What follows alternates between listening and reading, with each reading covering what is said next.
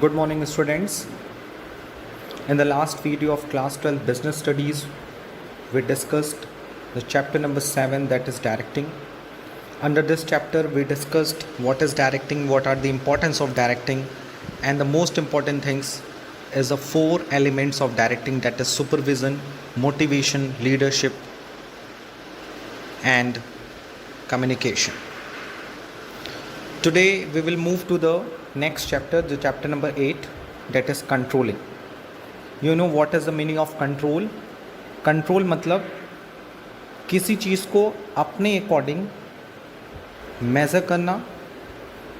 Control करने का मतलब ये होता है कि बेसिकली जो हम ऑब्जेक्टिव लेके चल रहे हैं वो ऑब्जेक्टिव अचीव हुआ है कि नहीं हुआ है, उस ऑब्जेक्टिव को स्टडी करना और हमारी एक्टिविटी को स्टडी करना कि हमने अपनी एक्टिविटी के थ्रू, अपने डायरेक्टिंग प्रोसेस के थ्रू हमने अपनी प्री डिटरमाइंड गोल को कितना % अचीव किया हुआ है और उसके according future action plan prepare करना. You know management is a continuous process.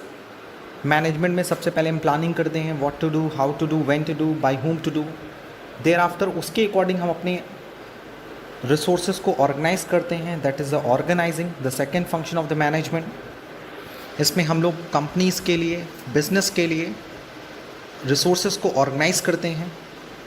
The third step staffing, यानी ऑर्गेनाइजेशन के लिए ह्यूमन रिसोर्स अवेलेबल कराना, एक प्रॉपर ऑर्गेनाइजेशनल स्ट्रक्चर क्रिएट करना, सबऑर्डिनेट एंड सुपीरियर के रिलेशनशिप को डिफ़ाइन करना, अथॉरिटी, रिस्पॉन्सिबिलिटी, अकाउंटेबिलिटी को डिज़ाइन करना. ये सारे काम स्टाफिंग में किया जाता है. The fourth important part that is a action plan, यानी अभी तक हमने जो प्लानिंग किया, ऑर्गेनाइजिंग किया, स्टाफिंग किया, अब उन सब को एक्शन में कन्वर्ट करना, दैट इज़ अ डायरेक्टिंग, यानी काम स्टार्ट करना. फिर जब एक पर्टिकुलर टाइम पीरियड बीतता है तो हम अपने काम को एनालिसिस करते हैं कि हमने अपने काम को कितनी ईमानदारी से किया है, हम अपने काम के द्वारा अपने ऑब्जेक्टिव को कितना % अचीव किया हुआ है, ये हमें कंट्रोलिंग बताता है. So the controlling is the last function of the management. But ये जो फंक्शन है ये हमारे नेक्स्ट प्लान यानी नेक्स्ट प्रोसेस ऑफ मैनेजमेंट की नींव होती है, यानी बेस होता है. So controlling process the last function of the management, but it is the essential base for the future planning, future organizing, future staffing, future directing. यानी future में हमें अपने काम को किस तरह से डिज़ाइन करना है, कैसे स्टाफ करना है, कैसे ऑर्गेनाइज करना है. कंट्रोल हमें काफ़ी हद तक उसके लिए डायरेक्शन भी प्रोवाइड करता है. सो अगर हम करेंट प्लान को अगर ध्यान में रखें तो कंट्रोलिंग का रोल ये होता है कि वो ये हमें ये बताता है बेसिकली कि हम अपने ऑब्जेक्टिव को कितना % अचीव कर सके हैं, और फ्यूचर में हमें अपने प्लान में, अपने ऑर्गेनाइज में और अपने स्टाफिंग में और अपने डायरेक्टिंग में क्या क्या चेंजेस लाना होगा ताकि हम अपने गोल को 100% अचीव कर सकें. इसलिए हम लोग मैनेजमेंट को कॉन्टिन्यूअस प्रोसेस कहते हैं. It start from the planning and ends with the controlling, but the controlling helps to design and direct to the next process of management. So controlling क्या है, इसका डिटेल स्टडी हम लोग chapter में study करेंगे. So let start the chapter number 8, that is control. The first part of this chapter that is concept of controlling. Controlling refers to the process of measurement of performance according to the standard, measuring deviation and taking corrective action to achieve predetermined goal. यानी controlling एक ऐसा process है जिससे हम अपने performance को measure करते हैं according to standard. Standard means कि हमने क्या सोचा था, हुआ क्या, यानी हमने क्या स्टैंडर्ड डिसाइड किए थे. हमने स्टैंडर्ड डिसाइड किया था कि पर डे हम 100 यूनिट्स प्रोड्यूस करेंगे, बट हम पर डे 80 यूनिट्स प्रोड्यूस कर रहे हैं. तो 100 यूनिट्स क्या है, एक स्टैंडर्ड है. उस स्टैंडर्ड के अगेंस्ट हमने अपनी परफॉर्मेंस को क्या किया, एनालाइज किया कि हम 80% अपने टारगेट को अचीव कर पाएँ. मेजरिंग डेविएशन ये बताता है कि हम अपने काम से कितना पीछे रह गए, हम अपने गोल से कितने कदम पीछे रह गए. सो इस एग्जांपल से हमें क्लियर हो रहा है कि हम 20% पीछे रह गए. अगर हम 20% और प्रोडक्शन कर लिए होते तो शायद हम लोग अपने गोल को अचीव कर लेते। And taking corrective action to achieve predetermined goal. Controlling हमको ये भी बताता है कि हम अब क्या करें, कौन कौन से एक्शन करें इन फ्यूचर ताकि हम अपने प्री डिटरमाइंड गोल को अचीव कर सकें। So the basic definition of controlling is it refers to the process of measurement of performance according to standard, measuring deviation and taking corrective action to take predetermined goal. In order to seek result, manager must exercise effective control over the worker. So अगर हम controlling process को देखें तो एक organisation में manager क्या करता है, एक इफ़ेक्टिव कंट्रोल भी इस्टेब्लिश करने की कोशिश करता है ताकि हम time to time control establish कर सकें। हम वीकली इस्टेब्लिश करें, मंथली इस्टेब्लिश करें, हाफ ईयरली इस्टेब्लिश करें कि हम अपने गोल को अचीव कर पा रहे हैं कि नहीं कर पा रहे हैं, उसके क्या प्रॉब्लम्स हैं, उन प्रॉब्लम्स को टाइमली रिमूव करना बहुत ज़रूरी होता है। एक पूरे बिज़नेस के लिए जो अकाउंटिंग साइकिल होती है वो 1 ईयर की होती है, और अगर एक बिज़नेस ने ये सोचा है कि उसे अपना सेल्स जो है वो 10% से मैक्स इंक्रीज़ करना है, यानी अगर वो 5 लाख रुपए की सेल्स कर रहा है एक साल में, तो वो नेक्स्ट ईयर जो है 5,50,000 की सेल्स करना चाह रहा है। तो वो ऐसा नहीं है कि वो साल के अंत के रिजल्ट का वेट करेगा, वो क्वार्टरली, हाफ ईयरली अपने रिजल्ट को एनालिसिस करेगा कि वो अपने उस प्री डिटरमाइंड ऑब्जेक्टिव को अचीव करने में कितना सक्सेसफुल रहा है। अगर हम इसी तरह चलते रहे तो क्या हम at the end of the year अपने गोल को अचीव कर पाएंगे कि नहीं कर पाएंगे। Okay, so the controlling process जो है वो सिर्फ eight the end of the accounting year follow नहीं होता, बल्कि वो टाइमली अडॉप्ट होता है। हम टाइमली उस पर एनालिसिस करते हैं कि मेरा ग्राफ कैसा जा रहा है, क्या मेरा ग्राफ ऐसा इंडिकेट कर रहा है कि हम at the end of the accounting year अपने गोल को अचीव कर सकते हैं। जैसे सपोज़ अगर कंपनी को एक हफ्ते के अंदर 1400 यूनिट्स प्रोड्यूस करने हैं, यानी 7 डेज़ में उसके 1400 यूनिट्स प्रोड्यूस करने हैं, यानी पर डे उसे 200 यूनिट्स प्रोड्यूस करने हैं। ओके, यानी उसने टारगेट को क्या कर लिया, डे वाइज डिवाइड कर लिया।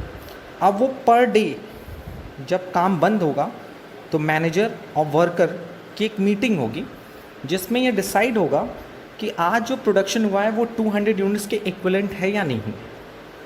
यानी वो पर डे 200 यूनिट्स का एनालिसिस किया जा रहा है कि आज 200 यूनिट्स प्रोड्यूस हुआ कि नहीं हुआ, मंडे को हुआ कि नहीं हुआ, ट्यूसडे को हुआ कि नहीं, वेडनेसडे को हुआ नहीं। यानी जो कंट्रोलिंग प्रोसेस है, आप इसको सिर्फ यही नहीं कह सकते हैं कि हम at the end of the week पता करेंगे कि हमने 1400 यूनिट्स प्रोड्यूस किया कि नहीं किया। हम अपने गोल को डिवाइड कर लेंगे और उस ट्रेंड से पता कर लेंगे कि हम अपने गोल को eight the end of the particular period हम अचीव कर पाएंगे कि नहीं कर पाएंगे। सो ये बात थोड़ी सी कंफ्यूजिंग आपके मन में रहती है कि कंट्रोलिंग हम कब करते हैं, एट द एंड नहीं। कंट्रोलिंग हम लोग उस समय करते हैं जैसा ऑर्गेनाइजेशन की डिमांड होती है। यहीं पर हम 2-2 दिन पे भी एनालिसिस कर सकते थे, 3-3 दिन पे भी कर सकते हैं, लेकिन मैंने सबसे शॉर्ट टर्म पीरियड चूज़ किया कि हर डे वाइज हम लोग अपने टारगेट को एनालिसिस करेंगे कि हमने अपने टारगेट को अचीव करने के लिए सही कदम उठाया कि नहीं उठाया। It is a best example for the controlling. So we can say कि कंट्रोलिंग एक ऐसा प्रोसेस है जो ऑर्गेनाइजेशन को हेल्प करता है कि वह अपने गोल को 100% अचीव कर सके विथ इफेक्टिवनेस, विथ एफिशिएंसी, यानी complete the work on time as well as maximum utilisation of resources and minimising the wastage. Okay, ये सारे गोल्स हमारे मैनेजमेंट के हैं और सारे गोल्स को हम अचीव करते हुए कंट्रोलिंग प्रोसेस को फॉलो अप करते हैं। So the according to Kuntz and O'Donnell, what is the definition of the controlling? Managerial control implies the measurement of accomplishment goal against the standard and correction of deviation to assure attainment of objective according to plans. यानी इनकी definition भी यही लगभग हमें इशारा कर रही है कि मैनेजरियल कंट्रोल जो है वो हमें ये बताता है कि हम अपने स्टैंडर्ड के अकॉर्डिंग हमने अपने एक्चुअल वर्क को कितना मेज़र किया है और उसके अकॉर्डिंग हमारा डेविएशन क्या है, यानी हम कितने पीछे। डेविएशन का मतलब होता है स्टैंडर्ड लेस एक्चुअल परफॉर्मेंस, यानी standard goals minus actual performance. Standard जैसे 1 डे का था 200 यूनिट्स और हम एक्चुअल कर रहे हैं मान लीजिए 150, तो अभी भी हम पर डे 50 यूनिट से पीछे चल रहे हैं। मैच का ही देख लीजिए, एक टीम को 20 ओवर्स में 120 रन चाहिए, यानी पर ओवर से 6 रन चाहिए। कैप्टन ने डिसाइड किया कि हम 5-5 ओवर का कंट्रोलिंग इस्टेब्लिश करेंगे। हर 5 ओवर में देखेंगे कि हम अपने प्री डिटरमाइंड गोल से कितना दूर है, यानी उसे हर 5 ओवर में, अगर आप खुद एनालिसिस करेंगे, आप क्रिकेट के बारे में जानकारी रखते होंगे तो आपको पता होगा कि अगर हम हर 5-5 ओवर को डिवाइड कर दें तो हमें हर 5 ओवर में कितनी ज़रूरत होगी, 30 रन की ज़रूरत होगी। यानी captain and the other team member her 5 over में अपने स्कोर कार्ड को देखेंगे कि हम 5 ओवर में 30 रन बना पा रहे हैं कि नहीं बना पा रहे हैं। अगर वो 30 रन से ज़्यादा बना रहे हैं तो अच्छी बात है, अगर वो 30 रन से कम बना रहे हैं तो उनके लिए वार्निंग सिग्नल है। सो डेविएशन हम ऐसे पता करेंगे कि हमारा एक्चुअल गोल क्या है और हम कितना उससे पीछे चल रहे हैं, ताकि eight the end of the 20th over, 20 over के अंत में हम अपने गोल को अचीव कर लें। ऐसा ना हो कि हम अपने गोल को अचीव ना कर पाएँ। Okay, so eight the end of the concept and definition, we can say controlling refers to the process of measurement of performance according to standard, measuring deviation, taking corrective action to achieve predetermined goal. Now we will move to the nature of controlling. Following are the eminent features of controlling that describe its nature. The first one is goal oriented process. Since controlling ensures that an organization resources are effectively and efficiently utilized for the achievement of goal, it is regarded as goal-oriented process. Controlling के अगर हम nature या features की बात करें तो क्या controlling गोल oriented process नहीं है? यस है ही। वाई? बिकॉज हम इसमें किसके बारे में बात कर रहे हैं? We are talking about the predetermined goal, कि हम अपने प्री डिटरमाइंड गोल को अचीव करने के लिए में सक्सेस हुए हैं कि नहीं हुए। सो basically controlling focus on the goal, so the controlling process totally focus on the goal. So we can say कि controlling established the control over our activity to determine the actual performance against a standard and calculate deviation and taking corrective action. So we can say कि controlling का जो पूरा focus होता है वो गोल पे होता है कि हम अपने गोल को अचीव कर पाएंगे कि नहीं कर पाएंगे। The second one is pervasive. At the same time controlling is perform by all level, all types of manager, all managers and as well as all types of form, that is middle level, lower level and middle top level, as well as profit organisation, not for profit organisation, as well as in the household and the sports also. Controlling हर जगह applicable है, so controlling is a pervasive. The third one is continuous.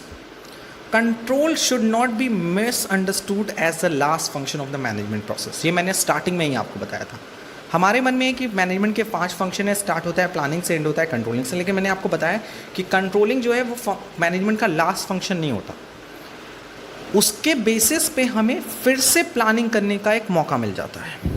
जैसे मैंने आपको अभी example दिया recently कि suppose हमें 20 ओवर में 120 रन चाहिए, 6 रन पर ओवर के अकॉर्डिंग रन चाहिए। हर 5 ओवर में हम एनालिसिस कर रहे हैं कि हमें 30 रन बने कि नहीं बने, और अगर 30 रन नहीं बने, 25 बन रहे हैं, तो क्या करेंगे? वहाँ हमारा फिर से एक नया प्लान स्टार्ट हो जाएगा। फिर से हम उसके लिए अलग से ऑर्गेनाइज करेंगे, फिर से उसके लिए स्टाफिंग करेंगे। वही हमारी कंपनी की भी बात होती है कि हम क्वार्टरली, हाफ ईयरली या मंथली अपने प्रोडक्शन को, अपने एक्चुअल परफॉर्मेंस को एनालिसिस करते हैं कि हम अपने एनुअल टारगेट को अचीव कर पाएंगे कि नहीं कर पाएंगे। अगर कर पाएंगे तो हम उसी प्लान को लेके चलते हैं। अगर हम देखते हैं कि वो चीज़ें हमें अपने गोल तक नहीं पहुंचा सकती तो फिर हम उस प्लान को चेंज करते हैं। सो कंट्रोलिंग लास्ट फंक्शन तो हुआ नहीं। कंट्रोलिंग, अगर कंट्रोलिंग में सब सही पाया गया, कंट्रोलिंग में हमने अपने ऑब्जेक्टिव को सही ढंग से प्राप्त करने की बात हो गई कि हम अपने गोल को प्राप्त कर लेंगे, गोल को अचीव कर पाएंगे, सो काम तो चलता ही रहेगा, डायरेक्टिंग चलता रहेगा एज इट इज़, बट हमारे गोल के अकॉर्डिंग नहीं हो रहा है, इसका मतलब हमें प्लान को चेंज करने की ज़रूरत है. So continuous things is based on कि control is the not a last function of the management. By analysis, deviation and taking corrective action, it helps in formulating better plans for the future. यही बात मैं कह रहा हूँ. Thus, it is a function that brings the management cycle back to planning and it is regarded as a continuous function. यानी हम कह सकते हैं कि कंट्रोलिंग प्रोसेस से हमें ये पता चलता है कि हमने स्टैंडर्ड के अगेंस्ट कितना परफॉर्मेंस किया है, उसके अकॉर्डिंग हम डेविएशन कैलकुलेट करते हैं, फिर टेकिंग करेक्टिव एक्शन डिसाइड करते हैं कि हम अब ऐसा क्या करें ताकि हम फ्यूचर में अपने गोल को अचीव कर सकते हैं, जो गाड़ी है वो पटरी पे वापस आ सकती है. सो सिचुएशन में कंट्रोलिंग प्लानिंग के लिए एक बेस है, यानी कंट्रोलिंग के हेल्प से हम फ्यूचर प्लान को और मजबूत और भी गोल ओरिएंटेड, गोल फोकस्ड बना सकते हैं. जैसे मैंने अभी आपको एग्जांपल, अभी आपने कुछ दिन पहले देखा होगा, हमारे प्राइम मिनिस्टर ने 20 लाख करोड़ रुपीस हमारी इकनॉमी में रिफॉर्म्स लाने की कोशिश की, क्योंकि due to the corona virus हमारी इकनॉमी काफ़ी पिछड़ गई. सो उन्होंने काफ़ी हमारी finance minister as well as the वित्त राज्य मंत्री, उन्होंने भी हमें प्रेस कॉन्फ्रेंस करके कुछ अनाउंसमेंट सुनाई. वहाँ पे आप देख रहे होंगे कि ऑलरेडी हमारे देश का जो 2020-21 का बजट ऑलरेडी फरवरी 2020 का अनाउंस हो चुका है. बट अभी फरवरी में अनाउंस हुआ, मार्च अप्रैल आते आते इंडिया के ऊपर, ऑल ओवर वर्ल्ड के ऊपर एक बहुत बड़ी क्राइसिस आ गई. सो उन्होंने फिर 3 महीने 4 महीने के अंदर ही उन्होंने फिर से बजट डिज़ाइन किया, एडिशनल बजट डिज़ाइन किया कि इस कोरोना के कारण जो भी हमारी इकनॉमी ख़राब हो गई है, डिस्ट्रॉय हो गई है, हमें उसे फिर पटरी पे लेकर आना है. सो हमने सोचा क्या था, हुआ क्या. फैक्टर्स तो कुछ भी हो सकते हैं, कंट्रोलेबल हो सकते हैं, अनकंट्रोलेबल हो सकते हैं. तो ये जो फैक्टर्स हमारे देश में हुए वो तो कैसे फैक्टर्स हैं, अनकंट्रोलेबल. तो अनकंट्रोलेबल फंक्शन भी हमारे इंडस्ट्री के सामने, हमारे नेशन के सामने आते हैं. हम उनको कैसे टेकअप करते हैं, हम उसको कैसे फेस करते हैं, यही तो बिजनेस और हमारे फाइनेंस एरिया के लोगों के लिए एक बहुत बड़ी प्रॉब्लम है, बहुत बड़ा चैलेंज है. सो कंट्रोलिंग के हेल्प से हम ये पता करते हैं कि अभी तक हमको क्या लॉसेस हुए और हम उसके अकॉर्डिंग डेविएशन निकालते हैं और उसके अकॉर्डिंग देयर आफ्टर हम सजेस्टिव मेजर निकालते हैं, जो इंडियन गवर्नमेंट ने अभी कुछ दिन पहले अनाउंसमेंट करके हमें बताया कि हम किस एरिया में कितने पैसे लगा रहे हैं, किस एरिया में हम एज अ सिक्योरिटी दे रहे हैं, किस एरिया में हम लोगों को इनिशिएट कर रहे हैं ताकि वो ज़्यादा से ज़्यादा पार्टिसिपेट करें, और जो इकनॉमी उतर गई है पटरी पे से, जो इकनॉमी अपनी दिशा को भूल गई है, उसको फिर उसी दिशा में लाया जा सके. सो वी कैन से कि कंट्रोलिंग के हेल्प से हमें फर्दर प्लानिंग का एक बेस मिलता है. Next one is both the backward looking as well as forward looking function. अब ये मैं बात करूँ, कंट्रोलिंग जो है वो कॉइन की तरह है. कॉइन के जैसे 2 साइड होते हैं, एक बैक साइड होता है, एक फ्रंट साइड होता है, जैसे हम हेड और टेल बोलते हैं. वैसे कंट्रोलिंग का भी 2 फेसेस है, वो बैकवर्ड लुकिंग भी है as well as forward looking भी है. यानी कंट्रोलिंग जो है वो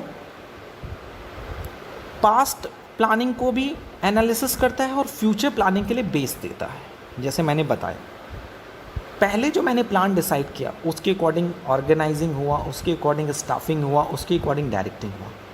अब कंट्रोलिंग से पता कर रहे हैं कि वो जो प्लान हमने डिसाइड किया था इन दी पास्ट, वो कितना % सक्सेसफुल हुआ, उसके अकॉर्डिंग काम किया. अब कंट्रोलिंग का एक साइड ये भी है कि वो हमें ये भी बता रहा है कि भैया पिछली बार ये गलती हुई थी, नेक्स्ट टाइम ये गलती नहीं करनी. यानी नेक्स्ट टाइम जो हम प्लान करेंगे तो उन सारे प्रॉब्लम्स को, उन सारे कमियों को, ड्रॉबैक्स को हटा के फिर प्लान करें. So the controlling is a backward looking process because it is a like a postmortem of past activity to find out deviation from the standard plan. यानी जो हमने प्लान बनाया है उसका पोस्टमार्टम करता है और बताता है कि हमने कि पास्ट एक्टिविटी में क्या कमी रह गई. and it is also forward looking process as it seek to improve future result by taking corrective action. यानी हमें अब गलतियाँ ही नहीं बताना है, कंट्रोलिंग हमें ये भी बताता है कि हम फ्यूचर में ऐसा क्या करें ताकि वो सारे जो रिज़ल्ट एडवर्ड्स आए थे उनको हम फिर से अपने फेवर में ला सकें. So they are basically 4 feature और nature of the controlling process. That is a goal oriented process, goal के लिए फोकस्ड होता है, परवेसिव है, हर जगह अप्लाई होता है कंट्रोल, कॉन्टिन्यूस है, यानी controlling is not a last function of the management, it is a base for the future planning. As well as controlling जो है वो पास्ट प्लान का एनालिसिस करता है और फ्यूचर प्लान के लिए एक बेस प्रोवाइड करता है, एक इन्फॉर्मेशन प्रोवाइड करता है. So now we will move to the next topic of this chapter, that is importance of controlling. अब इतना कुछ डिस्कशन होने के बाद मुझे नहीं लगता है कि कंट्रोलिंग की इम्पोर्टेंस या सिग्निफिकेंस आपको पता नहीं चली, लेकिन इन सारे सिग्निफिकेंस को हम कुछ वर्ड्स में, कुछ हेडिंग्स में आपके सामने प्रेजेंट करने जा रहे हैं. Controlling is a indispensable function of management due to the following reason. The first one, accomplishing organizational goal. It measures progress towards the organization goal and find out deviation. In the absence of control system, activity may not be carried out according to plan. Thus, we can say it guides the organization and keep it on the right track so that it can attain its goal. पहला point तो एकदम वही है जो मैं बार बार repeat कर रहा हूँ. अगर कंट्रोलिंग नहीं होता तो क्या हमें पता चलता कि हमारा जो काम है, हमारा जो परफॉर्मेंस है वो सही ट्रैक पे चल रहा है कि नहीं चल रहा है, हम अपने ऑर्गेनाइजेशन गोल से कितना दूर हैं, हम अपने एक्टिविटी में क्या चेंजेस लाएं जिससे हम अपने ऑर्गेनाइजेशन गोल के और करीब आ जाएं. Okay, the second was judging accuracy of standard. तो in an effective control system, manager can easily judge the accuracy of standard. It also keeps a careful check on the changes taking place in the organization and it is in the environment, which facilitate the review of standard in the light of such changes. Standard का मतलब क्या होता है, ये आप थोड़ा सा दिमाग लगाइए. Standard का मतलब होता है प्रीडिटरमाइंड ऑब्जेक्टिव. हमने जो पहले से ऑब्जेक्टिव डिसाइड किया है उसकी एक्यूरेसी को भी चेक करता है कि हमने जो कुछ स्टैंडर्ड बनाए थे, जो कुछ हमने ऑब्जेक्टिव बनाए थे, वो सिर्फ और सिर्फ एक इमेजिनेशन था कि रियलिस्टिक था. कभी कभी हम गोल इतने बड़े डिसाइड कर लेते हैं कि हम कितना भी अच्छा प्लान करें हम उस गोल को अचीव नहीं कर सकते, या हमारे पास रिसोर्सेज की कमी है या फिर हमारे पास टेक्नोलॉजी की कमी है, किसी न किसी रीज़न से. तो कंट्रोलिंग प्रोसेस से हम अपने स्टैंडर्ड को भी, की एक्यूरेसी को भी जज करते हैं कि जो हमने ऑब्जेक्टिव डिसाइड किए हैं वो हमारे ऑर्गेनाइजेशन के लिए सूटेबल हैं कि नहीं है, और जो फ्यूचर में चेंजेस आ रहे हैं, जो फ्यूचर में जो अनप्रेडिक्टेबल फ्यूचर का जो नेचर है उसके स्पेस में हम अपने स्टैंडर्ड की एक्यूरेसी को मेज़र करते हैं और हम ये डिसाइड करते हैं कि एक इफ़ेक्टिव प्री डिटरमाइंड गोल क्या हो सकता है, यानी कि जिसे हम कहते हैं अटेनेबल प्री डिटरमाइंड गोल क्या हो सकता है. कुछ गोल ऐसे होते हैं जो अनअटेनेबल होते हैं, जिसको हम अचीव नहीं कर सकते. The third one, making efficient use of resources. ये तो एकदम क्लियर है कि कंट्रोलिंग की हेल्प से हमें पता चलता है कि हमने अपने रिसोर्सेज को कितना अच्छे से यूज़ किया है, कितना वेस्ट किया है, कितना स्पॉइल किया है. Fourth one is improving employees motivation. It helps employees in realising what they are expected to do and what are the standard of performance on the basis of which they are appraised. This motivates them to perform the better. Employees motivation जो होता है basically उनके performance पे होता है, लेकिन अगर उन्होंने परफॉर्मेंस किया बट अगर हम उसको अप्रिशिएट नहीं कर रहे हैं, अप्रिशिएट कब करेंगे, प्रश्न नहीं उठता है. अब आप खुद सोचिए कि आपने कोई काम किया, मैं आपको अप्रिशिएट कब करूँगा, आपको मोटिवेट कब करूँगा, जब आप गोल के अकॉर्डिंग काम करेंगे.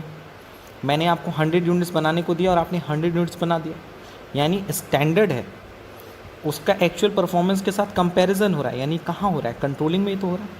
तो कंट्रोलिंग के हेल्प से ही तो हम अपने एम्प्लॉयज़ को मोटिवेट कर रहे हैं.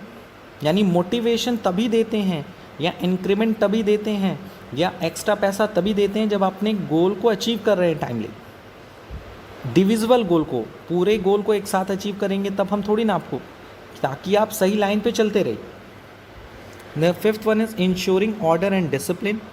By keeping a change check on the activities of the worker. Controlling creates an atmosphere of order and discipline among them. It also helps to keep a check on the dishonest behavior of employees. अब देखिए employees को उनके positive contribution के लिए हम उनको motivate करते हैं, एज वेल एज उनके कोई नेगेटिव वर्क के लिए, नेगेटिव परफॉर्मेंस के लिए उनको पनिश भी कर सकते हैं, उनको डिसिप्लिन और ऑर्डर में भी फैसिलिटेट कर सकते हैं. कंट्रोलिंग एक ऐसा प्रोसेस है जिसमें हम अपने ऑर्गेनाइजेशन में एम्प्लॉयज़ को रूल्स एंड रेगुलेशन, डिसिप्लिन के अकॉर्डिंग काम करना सिखाते हैं. क्योंकि अगर हमारे सामने एक ऑब्जेक्टिव नहीं होगा, ऑब्जेक्टिव को मेज़र करने के लिए, हमारी परफॉर्मेंस को मेज़र करने के लिए एक प्रोसेस नहीं होगा, तो हम अपने काम को सही ढंग से नहीं करेंगे. यानी एक कह सकते हैं ना, एक मेरे ऊपर भी कोई है जो मुझे वॉच कर रहा है, ऊपर वाला सब देख रहा है, लेकिन ऊपर वाला देख रहा है वो कैसे जज करे कि आप सही कर रहे हो कि गलत कर रहे हो. यानी आप टाइमली वर्क कंप्लीट कर रहे हो, मिनिमम यूज रिसोर्स को यूटिलाइज कर रहे हो, मैक्सिमम प्रोडक्शन दे रहे हो. सो इस बेसिस पे हमने आपको जज करने की कैपेबिलिटी पे डेवलप करता है control. The next one is facilitate coordination in action. It provides direction to all activities, and each department and employees is governed by predetermined standard which helps in establishing coordination among them. देखिए ये बहुत important part है इस controlling का. देखिए controlling में standard की काफ़ी बात होती है. हम इसमें स्टैंडर्ड के अकॉर्डिंग आपकी परफॉर्मेंस को मेज़र करते हैं, उसके अकॉर्डिंग डेविएशन कैलकुलेट करते हैं और फिर उसके अकॉर्डिंग करेक्टिव एक्शन डिसाइड करते हैं. तो कहीं ना कहीं आप ये कह सकते हैं कि जो डायरेक्टिंग में काम हो रहा है वो किसको लेकर हो रहा है. प्री डिटरमाइंड गोल स्टैंडर्ड को लेकर हो रहा है कि हमें पर डे इतना यूनिट प्रोड्यूस करना है, वीकली इतना यूनिट प्रोड्यूस करना है, हर 5 ओवर में इतने रन बनाने हैं.